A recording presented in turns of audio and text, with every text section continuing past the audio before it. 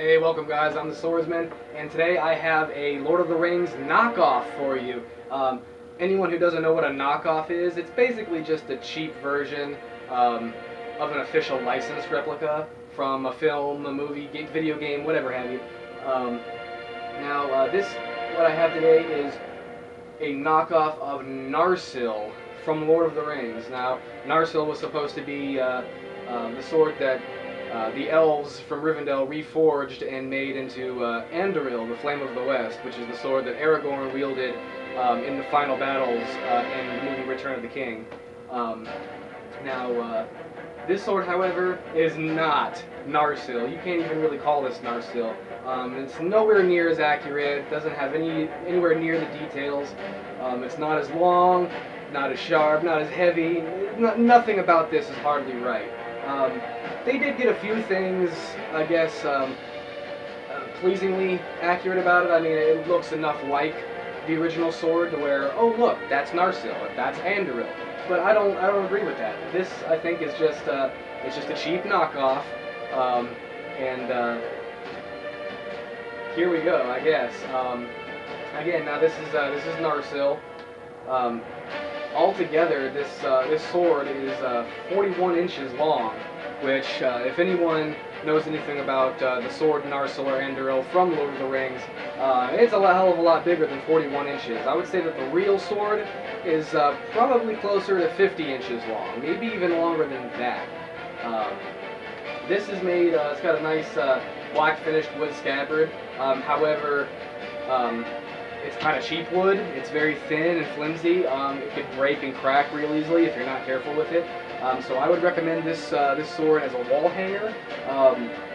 Don't go banging it around, throwing it around, tossing it around, thinking it can handle it. It's not an official licensed replica. It can't handle any kind of abuse. So be careful with that. Let me give you a good close look at this now. Obviously, if anyone knows anything about Narsil or Anduril, you would know right off the bat the handle is far too short. It should be the whole thing should be a little bit longer. The crossguard should be wider, and there are actually supposed to be gold-plated accents going around the ends of the crossguard and the pommel up here. There's supposed to be some gold-plated accenting here with some ancient scripture engraved in it. So the sword, again, not accurate to scale or to detail. However, it does give you the first impression. It does give you the feel of a Lord of the Rings weapon. The blade, however, I said altogether it's 41 inches. The blade of this weapon is 32.5 inches long.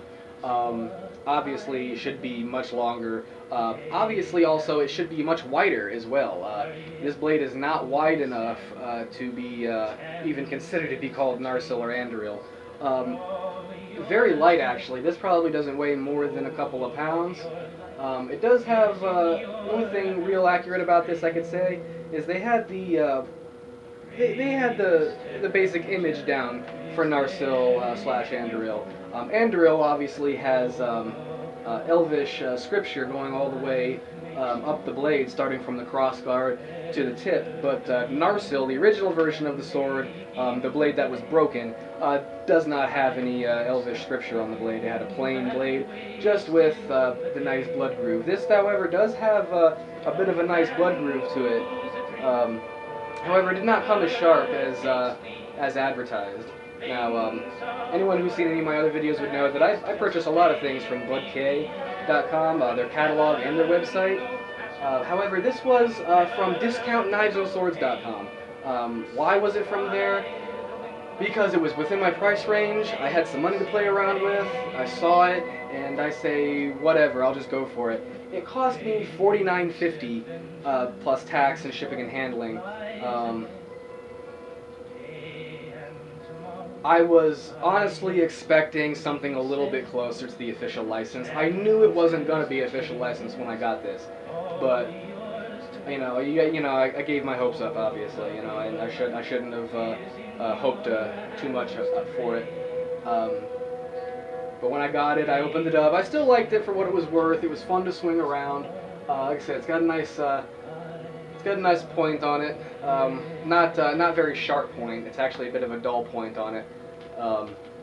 And for some reason, only one side of this blade came really sharp. The other side came as bad as dull as I've ever seen a sword. Again, the blade says it's made in China, but you know these things, you know, if they're cheaply made, especially, and if they're mass produced, they're going to come from China, Taiwan, Singapore, Pakistan, whatever have you. They got to be built somewhere. The scabbard, on the other hand, is probably the most accurate thing out of the whole set. This part here and this part here of the scabbard is actually quite accurate to the way it looks in the movie. Obviously, it's not big enough; it's not to scale. And one redeeming factor, it did come with this nice leather strap with this metal buckle. It really only fits maybe a couple of swords that I have, but obviously I wouldn't take it off of this one. It looks too nice. But again, the blade from this is 32.5 inches. It's 41 inches overall, with the scabbard maybe 42 or 43 inches. Again, it's that alarm goes off in your head telling you that this ain't the sword from Lord of the Rings. It looks like it, but it's not. So how could it call itself that? Well, people are going to call a sword whatever just to get it to sell. Because the website I got this from, actually the details, you know, the description read that this was an official licensed replica. The picture that they used for it was far better than the sword itself. I think they were using a picture from the actual official licensed replica. A little misleading, and it's kind of messed up to do that. But again, I had the extra money to play around with, and I just wanted to. I was curious. I just had to see. I do have more Lord of the Rings knockoffs,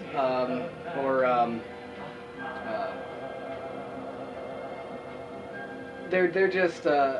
It's almost like a bit of a guilty pleasure.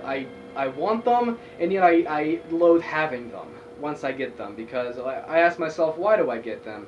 Well, they're fun to look at. That's pretty much the only thing I can say. And if you wanted to swing something around that might accidentally get broken or fall apart, what better to do than with something you're not too attached to? I wouldn't go swinging an official license replica around or cutting any melons or tree limbs or anything like that with them. But with this, I probably would, as long as it was sharp enough. Again, there are lots and lots of Lord of the Rings knockoffs out there. You got to be careful where you purchase them from. So take this as an example to really, really be careful with your money, and don't let your eyes deceive you, because they sure deceived me with this when I saw it. Just don't be fooled. Tell them the Swordsman. Later.